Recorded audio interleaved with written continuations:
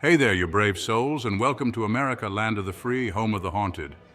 I'm your host for this spooky ride, and let me tell you, we're about to dive headfirst into a paranormal pool party. I'm talking full-on, cannonball into the deep end of America's creepiest locations. We're talking about the kind of places that make your skin crawl, your heart race, and your hair stand on end. We're not holding back, people. So buckle up, grab your ghost hunting gear, and whatever you do, don't look behind you, because trust me, you won't want to miss a single terrifying moment. Let's get this spooky show on the road. First stop on our haunted road trip is Bonaventure Cemetery in Savannah, Georgia. Now, this ain't your grandma's garden variety cemetery, folks. We're talking Spanish moss draping the tombstones like some kind of creepy cobwebs, giving the whole place this eerie southern Gothic vibe. And you know what they say about eerie vibes? They usually come with a side of restless spirits, and Bonaventure Cemetery is practically overflowing with them. But the most famous resident has got to be little Gracie Watson. See, Gracie was just 6 years old when she died tragically. Now her spirit is said to linger by her statue, forever frozen in time. Visitors claim to hear whispers, see ghostly figures, and experience inexplicable sounds.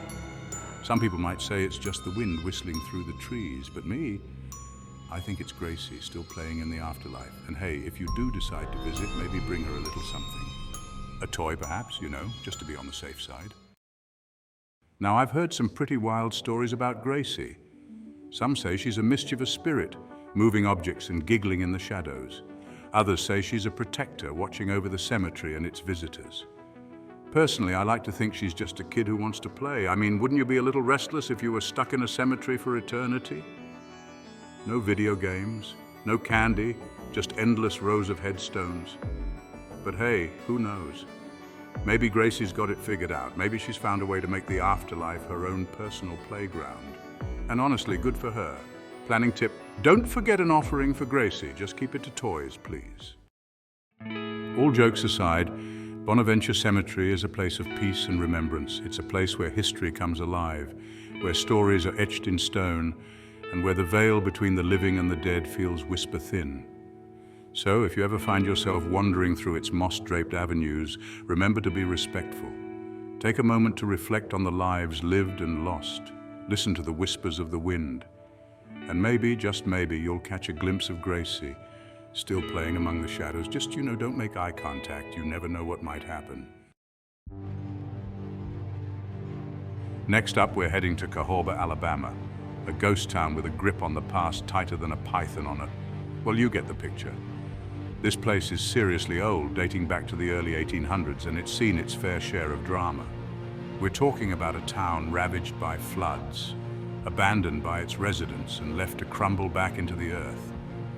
And you know what happens when a place is steeped in that much history? It gets haunted, like really haunted. We're talking full-on spectral squatters refusing to vacate the premises. Now, among the many restless souls said to roam Cahaba, one stands out, Colonel C.C. Pegues. Legend has it that the colonel, a former resident and Confederate officer, met an untimely end. Some say he was killed in a duel, others whisper about a more sinister fate. But whatever the cause, it seems the colonel isn't quite ready to leave Cahaba behind. Visitors have reported seeing a luminous orb, believed to be his restless spirit, hovering near the ruins of his former home. Planning tip-pack bug spray, you'll need it more than you think. Now, I don't know about you, but I wouldn't mind having a picnic with a ghost. I mean, think about it. No fighting over the last sandwich, no awkward silences, just me, a ghost, and maybe a friendly raccoon or two. But hey, maybe that's just me. Either way, Cahaba is a must-visit for any paranormal enthusiast. Just remember to pack a flashlight, a healthy dose of skepticism, and maybe a picnic basket. Just in case the colonel gets hungry. All right, folks, let's talk about Toni Jo Henry. This lady was a real piece of work. She wasn't your average Louisiana socialite. She had a penchant for murder. A crime of passion landed her in the Calcasieu courthouse. They say she roams the halls, her perfume lingering. Some claim it smells like burnt hair, a chilling reminder of her fate. Imagine this. You're a lawyer, all prepped for a big case. You've got your power suit, your briefcase full of legal jargon, maybe even a lucky pen. You step into the hallowed halls of the Calcasieu courthouse. But as you approach the courtroom, a chill runs down your spine. The air grows heavy, and a faint whisper tickles your ear. Maybe it's the ghost of Toni Joe, still seeking justice from beyond the grave. Flickering lights would make even the bravest electrician nervous. Toni Joe isn't quite done with the legal system. Okay, so maybe courthouses aren't your thing, I get it. All that legal jargon, the somber atmosphere, the lingering scent of burnt hair. It's enough to make anyone crave a stiff drink and a beach vacation. Luckily, Calcasieu Courthouse is just a stone's throw from the sandy shores of North Beach. Picture this, the warm sun on your face, the gentle breeze in your hair, the sound of waves crashing against the shore. It's the perfect antidote to a ghostly encounter, right? Well, that's what I thought until I started digging a little deeper. Turns out even paradise has its share of spooky stories. Local legends whisper about restless spirits roaming the coastline, drawn to the energy of the living. Some say they're harmless, just lonely souls seeking solace by the sea. Others claim they're mischievous tricksters, eager to pull pranks on unsuspecting beachgoers. So if you see a volleyball rolling uphill or a sandcastle built with unnerving precision, don't say I didn't warn you. All right, let's talk about the Crescent Hotel in Eureka Springs, Arkansas. Now, this place has seen it all. It started as a luxurious resort for the rich and fabulous. A place where you could sip mint juleps on the veranda and pretend you were a character in a Jane Austen novel. But like a faded debutante, the Crescent Hotel fell on hard times. Enter Dr. Norman Baker, a man with a heart full of dreams and a head full of questionable medical advice. Baker bought the hotel in the 1930s and turned it into a cancer cure hospital. I'm using air quotes because his methods were about as effective as a screen door on a submarine. No surprise, Baker's miracle cures didn't work, and the hotel became a place of suffering and sadly death. Now imagine the kind of energy that lingers after years of that. It's enough to make even the most skeptical ghost hunter raise an eyebrow. And raise an eyebrow they do, because the Crescent Hotel is now considered one of the most haunted hotels in America. The Crescent Hotel isn't just haunted by one or two restless spirits. Oh no, this place is like a paranormal party with at least 8 confirmed ghostly guests. You've got Michael, a mischievous little boy who likes to play pranks on guests. Then there's Theodora, a cancer patient who roams the halls in a white gown, searching for a cure that never came. And let's not forget Morris, the stonemason who fell to his death during the hotel's construction. They say you can still hear the clang of his tools echoing through the halls. Some guests have even reported seeing a shadowy figure plummeting from the roof, only to vanish before hitting the ground. Now, I don't know about you, but I'm not sure I'd want to share a hallway with a falling ghost. But hey, if you're feeling brave, the Crescent Hotel welcomes you with open arms and maybe a ghostly chill down your spine.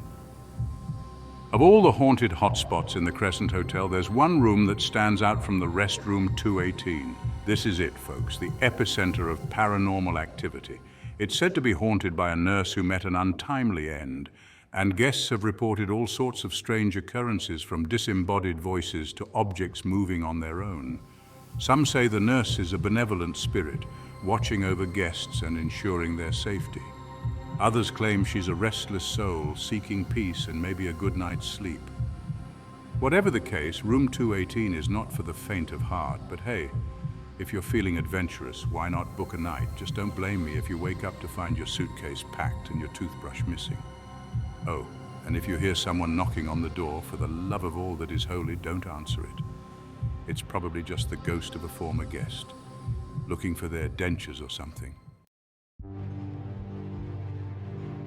All right, let's take a trip down south to Charleston, South Carolina, where history and hauntings collide at the Dock Street Theater.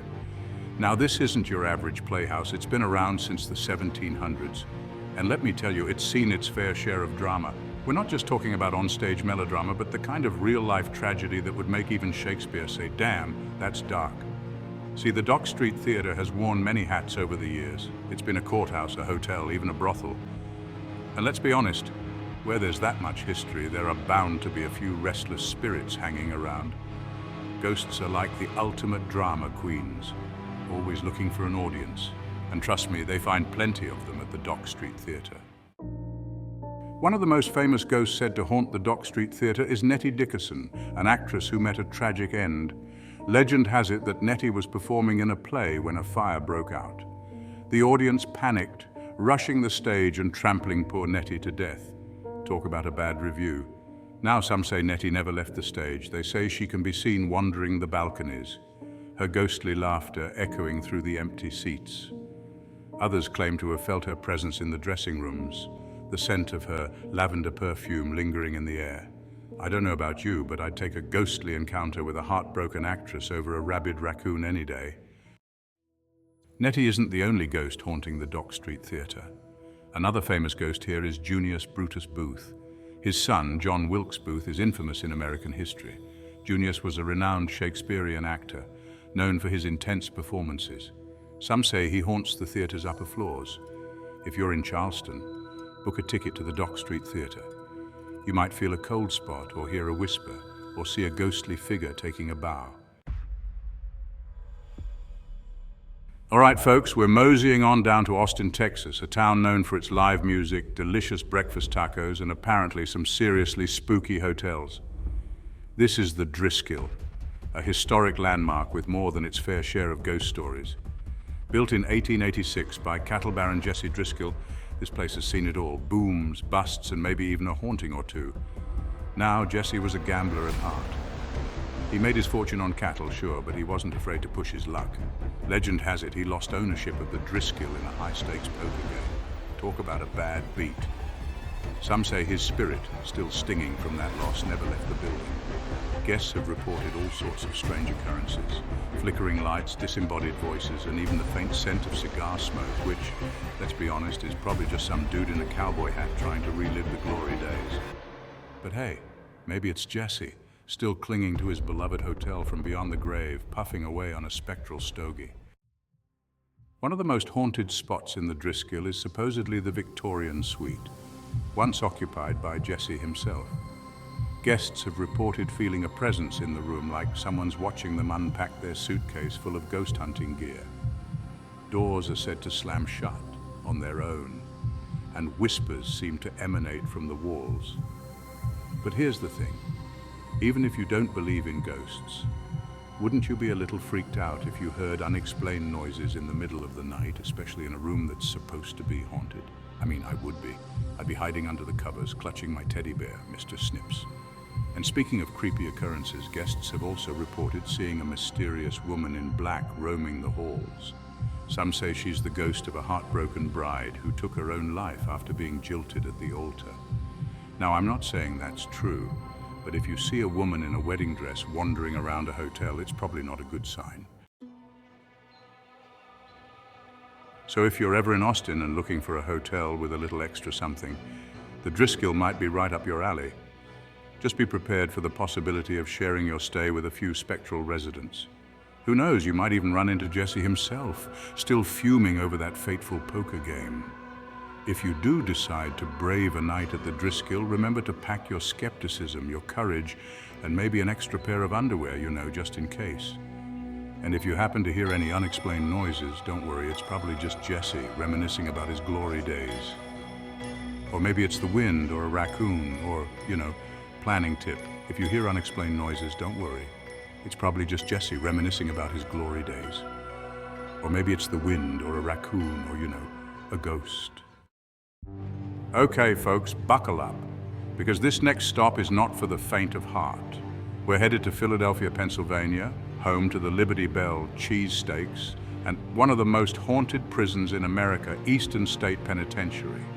Now, this place isn't your average haunted house. This former prison, operational from 1829 to 1971, was known for its revolutionary, pun intended, approach to incarceration, solitary confinement. That's right, 24/7 lockdown, alone with your thoughts, in a cold, damp cell. The idea was to inspire penitence, hence the name. But it also, unsurprisingly, drove a lot of inmates mad. Imagine being trapped in your own head with only the echoing silence and the occasional clanging of iron bars for company, year after year, decade after decade. Today, Eastern State Penitentiary stands as a museum. Its crumbling walls are testament to a darker chapter in American history. But the stories of the suffering and despair endured within those walls haven't faded. In fact, many believe the prison is haunted by the tortured souls who spent their lives and met their ends within its confines. Visitors and staff have reported all sorts of unsettling experiences, disembodied whispers, shadowy figures darting across the cell blocks, and even the sound of laughter echoing through the empty corridors. I don't know about you, but disembodied laughter in a place like this, that's just not right. One of the most well-known stories is that of cell block 12. Apparently, if you stand in the middle of the block and close your eyes, you might feel a cold presence, a sense of dread, or even experience nausea. Some say it's the residual energy of the countless tormented souls who once resided there. Now, if you're feeling brave, you can actually visit Eastern State Penitentiary. They offer tours, and they even go all out for Halloween with haunted attractions and events. But be warned, they say that during Halloween season, the paranormal activity ramps up. So if you're up for a truly chilling experience, maybe book a trip to Philly. Just don't say I didn't warn you if you end up sleeping with the lights on after. Planning tip: if you're feeling brave, visit during Halloween for a truly chilling experience. Just don't blame us if you have nightmares. From the grimy cells of a haunted prison, we find ourselves transported to the picturesque landscapes of Vermont. You might think we're taking a break from the spooky stuff, but you'd be wrong. This, my friends, is Emily's Bridge, a seemingly idyllic covered bridge with a tragic and terrifying past. Now, covered bridges are usually pretty charming, right? Romantic even, but this one, well, it has a bit of a reputation. See, legend has it that a young woman named Emily met an untimely demise at this very spot. The details are murky, like most good ghost stories. Some say she was jilted by her lover and heartbroken took her own life on the bridge. Others claim she was fleeing from something, maybe even someone, and met a gruesome end. Whatever the truth may be, Emily's spirit is said to linger on, unable to find peace. And she's not exactly the quiet, contemplative type of ghost either. People have reported all sorts of strange occurrences at Emily's Bridge. Some say their cars are suddenly and inexplicably scratched as they drive through. Others claim to have felt a cold hand on their shoulder or seen a shadowy figure lurking in the bridge's rafters. There are even stories of people hearing Emily's anguished cries echoing through the woods. Look, I don't know about you, but I wouldn't want to stick around to ask Emily about her skincare routine. Now, I'm not saying any of this is true. Maybe it's just a case of an overactive imagination, the power of suggestion, or, some teenagers messing around, but there's something undeniably creepy about a covered bridge in the middle of nowhere with a tragic backstory. So if you ever find yourself driving through Vermont and you come across Emily's Bridge, maybe just keep on going. Or if you're feeling brave, stop for a visit. But whatever you do, don't look back. You never know what might be lurking in the shadows. Planning tip: if you hear strange noises, don't look back. Keep driving fast. All right, ghost hunters, we're trading in the spooky swamps for something a little more tropical. Don't let the palm trees and Mai Tais fool you. Even paradise has its share of paranormal baggage. We're talking about Honolulu International Airport. They call her the Lady in Waiting. This heartbroken spirit roams the airport in a flowing white dress. Now, I'm not one to judge a ghost's backstory. Everyone's got their reasons for sticking around, right? Maybe she's just really committed to frequent flyer miles. But seriously, this lady in waiting has been spotted all over the airport, from the departure gates to the baggage carousels. Some say she even messes with the airport lights, which honestly is just rude. Witnesses describe her as a beautiful woman with long dark hair and a sorrowful expression. And let me tell you, a sad ghost is a scary ghost. It's like they've already been through enough, and now they're just wandering around, radiating pure existential dread.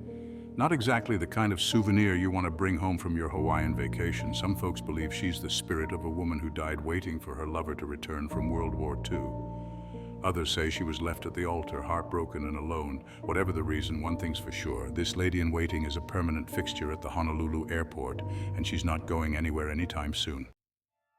So if you ever find yourself at the Honolulu International Airport and you happen to see a beautiful woman in white, looking a little lost and very, very sad, maybe just point her towards the nearest bar.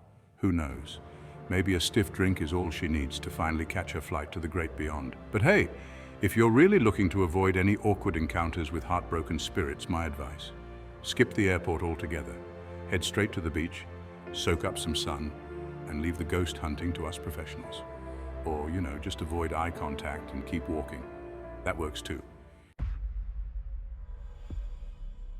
All right, folks, buckle up those seatbelts and get ready for a bumpy ride because we're heading to Flagstaff, Arizona. Now, you might be thinking, Arizona, what's so scary about Arizona? Well, besides the scorpions and the lack of decent pizza, Arizona is home to the Hotel Monte Vista, a place where the only thing colder than the AC is the ghostly presence lurking in the halls. Now, this ain't your average haunted hotel with a few creaky floorboards and a resident ghost cat. Oh no, this place is like a paranormal buffet with a smorgasbord of spirits, each one more unsettling than the last. We've got prankster ghosts, heartbroken ghosts, and even a couple of suffocating ghosts, because apparently even in the afterlife, you've got to switch things up every now and then. One of the most notorious residents is a real piece of work. This ghostly prankster, with a taste for the macabre, apparently has a thing for hanging raw meat from the chandeliers. I mean, I appreciate a good prank as much as the next guy, but that's just wrong on so many levels.